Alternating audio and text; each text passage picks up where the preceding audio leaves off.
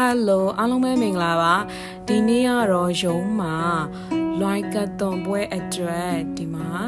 မဲလေးတွေဝင်နှိုက်လို့ရတယ်နောက်ပြီးတော့ game ကစားလို့ရတယ်ပေါ့နော်အဲ့ဒါလေးကိုရုံးကလုပ်ပေးရတာဖြစ်ပါတယ်ဆိုတော့မူသေးပါဝင် join ခဲ့ပါတယ်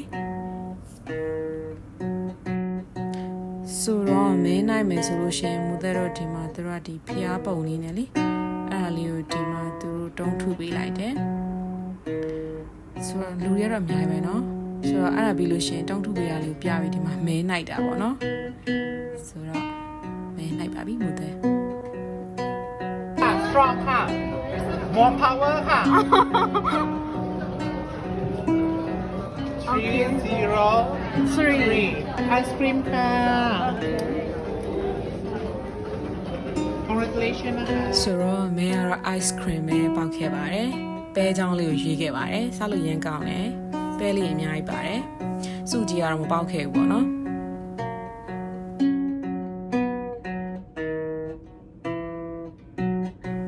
ပြီးတော့နောက်ထပ် game တစ်ခုထပ်ကစားဖို့အတွက်မူတဲ့တို့ဒီတုံးလေးထပ်ထူရတယ်ပေါ့နော်သူကတော့အဝါရောင်လေးပေါ့နော်ဆိုတော့ဒီမှာဆိုလို့ရှိရင်ဂေါ်လီလုံးလေးကိုပွားနေပြီးတော့လှိတ်ချရမှာဒီပေါ့နော်ဒီအနီရောင်လေးခလဲရအဲ့အနီရောင်လေးတွေကိုကြာလို့ရှိရင်ဂိမ်းမှာဖြစ်ပါတယ်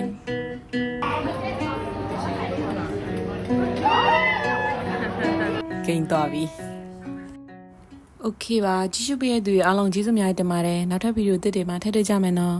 တတ်တာ